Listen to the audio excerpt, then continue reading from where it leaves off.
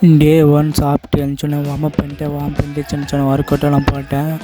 ரெகுலராக வீடியோ போட போகிறேன், பாடி பில்டு பண்ண போகிறேன், ஹோம் ஒர்க் அவுட் பண்ண போகிறேன், ஜிம்முக்கு போகாமலே ஹோம் ஒர்க் அவுட் பண்ண போகிறேன்.